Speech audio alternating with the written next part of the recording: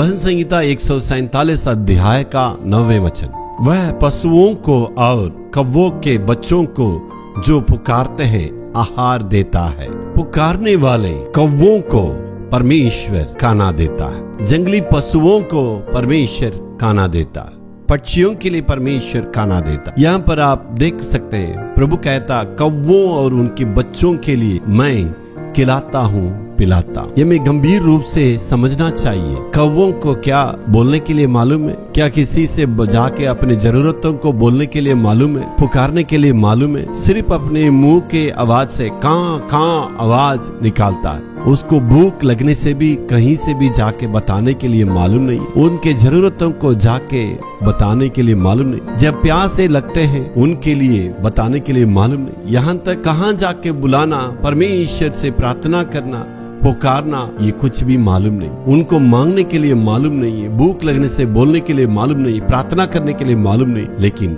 ऐसे पक्षियों को भी परमेश्वर खिलाता है, पिलाता है। जी हाँ, उसे बढ़कर आप और हम मनुष्य के रूप में परमेश्वर ने हमें इस धरती पर लाया है। हम एक बहुमूल्य एक व्यक्ति के समान है, हम बहुमूल्य व्यक्ति है। प्रभु ने हमें बोलने के लिए सिखाया है, भावनाओं को प्रकट करने के लिए भी प्रभु सिखाया, हमारे जरूरतों को परमेश्वर बताने के लिए सिखाया। प्रभु का वचन में लिखा है, मांगो तो तुम्हें दिया जाए, ढूंढो तो तुम पाओगे, खटखटाओ तुम्हारे लिए खोला जाए। ये वचन परमेश्वर कौवों के लिए नहीं कहा, किसी पक्षियों के लिए प्रभु नहीं कहा, हमारे लिए कहा है। जी हाँ, जो प्यास के साथ मांग, जो जरूरतों के साथ मांगते, जो भूखे हैं वे तृप्त किए जाएंगे, जो प्यासे हैं उनका प्यास को परमेश्वर बुझाए, क्योंकि जो कोई मांगता वो प्राप्त करता। हमें प्रभु कौवों के समान नहीं रखा मेरे प्यारों, प्रभु हमें एक जीवित मनुष्य के रूप में रखा। तो इसलिए प्रभु के पास आके हमारा जरूरतों को मुंह खोल के मांगेंगे, अनुशासन के साथ प्रार्थना करना। जानवरों के लिए प्रभु प्रार्थना नहीं सिखाया, हमारे लिए प्रार्थना का जीवन रहा है और अनुशासन का जीवन दी है। प्रभु को स्तुति करने का, प्रभु से मांगने का, तो परमेश्वर आपसे कभी भी नहीं छोड़ेगा।